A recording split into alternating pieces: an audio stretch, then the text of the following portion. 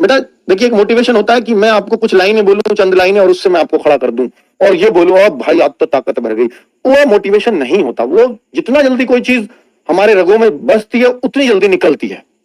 मैं जो आपको मोटिवेशन देने की कोशिश करता हूं, मैं अंडरस्टैंडिंग वाला मोटिवेशन होता है हमारा ये, कि हाँ कि ये नहीं किया तो क्या होगा मेरा, ठीक है, ये मैं कर लूंगा तो मेरे क्या क्या सपने होंगे, या मैं क्या क्या कर सकता हूं।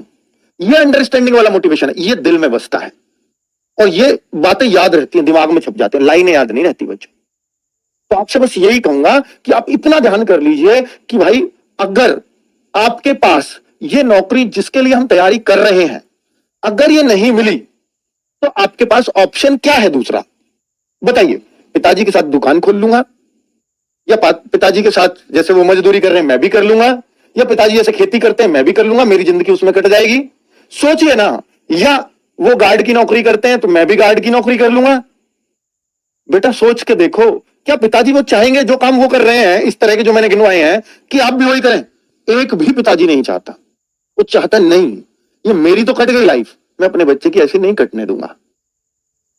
तो बेटा वही बात सोचो ना अपने दिमाग में कि जब आपके पिताजी नहीं चाह रहे कि आप वो काम करें तो वो काम आपके लिए बेहतर हो ही कैसे सकता है? सोच के देखो, हो सकता है क्या? बेटा सबसे बड़ा हितैषी दुनिया में पिताजी होता है, बेटा ये मान लेना।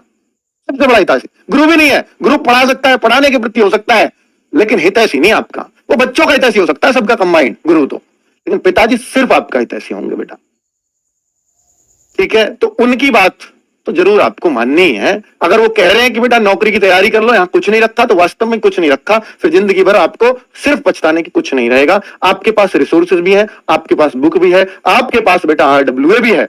फिर भी अगर आप तैयारी नहीं कर पाते हैं तो इसमें सिर्फ और सिर्फ आपके बच्चे कल को होंगे तो ये कहेंगे बेटा पापा ये आपकी कमी थी, और उनके कहने से पहले आपको एहसास हो जाएगा कि वास्तव में मैं अगर आज गरीब हूं तो इसका कारण सिर्फ मैं हूं, कोई और हो ही नहीं सकता, क्योंकि मेरे पिताजी ने बहुत कोशिश की थी हमें इस गरीबी से निकालने की, लेकिन मैं ही अभागा था, मेरी समझ में नहीं आया। मेरे गुरुजी भी बहुत बोलते थे कि पढ़ ले बेटा, बाद में बहुत पछताना होगा। उस टाइम पर याद करने से अच्छा है कि इनको आज दिल में उतार लो, वास्तव में कुछ बन जाओगे। बेटा आप नहीं बनोगे मेरे लिए तो कोई और बन जाएगा, लेकिन अपने पिताजी के लिए सिर्फ आप बनो तो ही कुछ होगा ना उनका। तो ये देखिए कंपटीशन है, एक नहीं लगा दूसरा गवर्नमेंट नौकरी तो खाली छोड़ेगी नहीं, लेकिन मैं ही लगूं ये आपको तय करना है, ठीक है?